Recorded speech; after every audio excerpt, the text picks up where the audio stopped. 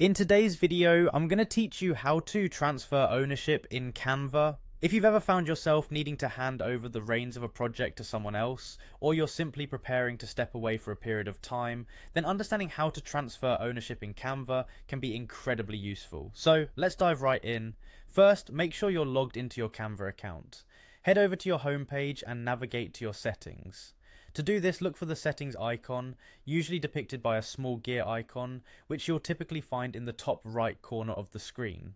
Clicking on this will lead you to a variety of account management options. Once you've accessed the settings menu, the next step is to click on the team profile. This section is specifically dedicated to managing all team related activities and settings within your Canva account.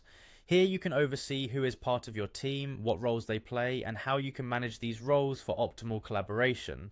Now, for transferring ownership, you'll need to direct your attention to the option labelled Change Owner. This is a crucial step as it enables you to begin the process of reassigning the ownership rights from your account to another team member's account. Ownership transfer is designed to be straightforward, but it's essential to carefully select who you'll pass these permissions to, as they will then have the same administrative controls you currently hold. When you've clicked Change Owner, a prompt will appear for you to type in the name of the member you want to transfer ownership to. It's important to be precise here. Double check the spelling of the name to ensure you're assigning this significant responsibility to the correct individual.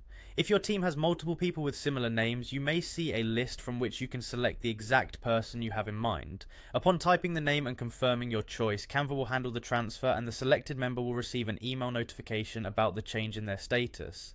Keep in mind that this process can't be reversed without going through the same steps, so it's good practice to communicate with your team about the transfer both before and after it's completed to ensure smooth continuity of workflow.